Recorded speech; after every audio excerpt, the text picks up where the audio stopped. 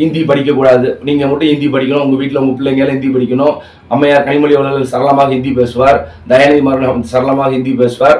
ஆனால் இங்கே ஏழை தாய்மார்களின் பிள்ளைகள் ஹிந்தி படிக்கக்கூடாது, அப்பதான் அவங்க தமிழ்நாட்டோடு தாண்ட முடியாது, வேலை வாய்ப்பு எதுவும் போக முடியாது, தமிழ்நாட்டிலேயே அதாவது இது ஒரு மாதிரியான அடிமைத்தனம். எப்படின்னா உங்களுடைய ரிசோர்சஸ், உங்களுடைய வாழ்வாதாரத்தை எல்லாமே கட்டுப்படுத்தி, எப்படின்னா ஒருத்தனை தூக்கி ரூம்ல போட்டு பூட்டிட்டோம்னா அவனுக்கு என்ன தெரியும்? ஒண்ணுமே தெரியாது.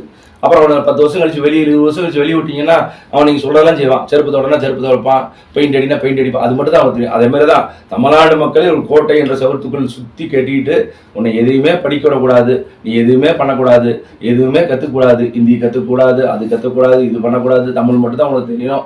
அதுவும் தமிழ் இன்றைக்கு இருக்கிறவங்களுக்கு எத்தனை பேருக்கு தமிழ் நன்றாக சரளமாக பேச தெரியும், எழுத தெரியுங்கிறது சந்தேகம் எல்லாருக்குமே தெரியாது. இந்த பறந்து விரைந்த உலகிலே இப்பொழுது எல்லோருக்கும் விடுதலை கிடைத்து விட்டது. திமுக என்ற கொடிய அரக்கனிடமிருந்து காங்கிரசுக்கு விடுதலை கிடைத்து விட்டது. இனிமேல் காங்கிரஸை பற்றி எவனாவது பொதுவெளியில விமர்சனம் செய்தால் தகுந்த பதிலடி கொடுக்கப்படும். நேற்று அன்னைக்கு கூட அமைச்சர் பேசியிருந்தப்ப கூட இங்க தூத்துக்குடியில் அமைச்சர் பேசுறாங்க, இங்க மீனவ சமுதாயத்தை சேர்ந்தவர் வந்திருக்காங்க. அதெல்லாம் எதுக்கு பேசணும்? சமுதாயத்தை யார் பேச சொன்னா? அப்ப உங்களை சமுதாயம் உங்களை என்ன பண்ணுச்சு? நாங்க சமுதாயம் பார்த்தா ஓட்டு போட்டோமா? அப்ப நாங்க எல்லாம் சமுதாயம் பார்த்தா எதிராளிக்கு உங்களுக்கு ஓட்டு போட்டோமா?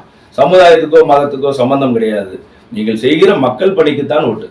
இனி வருங்காலம் என்ன பழைய காலத்துக்கே போயிட்டு இருக்கீங்க, இன்னும் பழைய கதைக்கே போயிட்டு இருக்கீங்க. சமுதாயம், மதம், தமிழ் அப்படியே போயிட்டு இருக்கீங்க. அப்புறம் இன்னொரு முக்கியமான விஷயம் சொல்லணும்னு கேட்டீங்கன்னா, காங்கிரஸ் மேல இலங்கை தமிழர் மேல நாங்க என்னமோ அப்படி பண்ண இப்படி பண்ணோம்னு சொல்லி ஒரு பெரிய குற்றச்சாட்டு எப்பவுமே இருந்துகிட்டே இருக்குது. அது ஒண்ணுதான் இப்ப நீங்க செயல சொல்லக்கிற குற்றச்சாட்டு.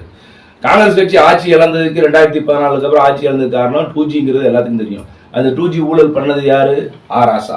அந்த கேஸ் முடிஞ்சிருச்சா? இன்னும் முடியல. அந்த கேஸ் இன்னும் ஓப்பனிங்ல இருக்கு. அதை பாஜக என்றுமே மூடாது. ஏன் மூடாதுன்னு கேட்டீங்கன்னா, அது மூடியாச்சுன்னா இவங்களை மிரட்ட முடியாது. ஆக பாஜக சொல்லித்தான் திமுக அதிமுக ஆதரவு ஆட்சி அமைக்கிறதுக்கு தயாராக இருந்தது. அதை மூடி மறக்கத்தான் இன்று பாஜகவுக்கு நாங்க சப்போர்ட் பண்ண சொல்லி உதயநிதி பேசுறாரு. வெக்கமா இல்லையா உங்களுக்கு?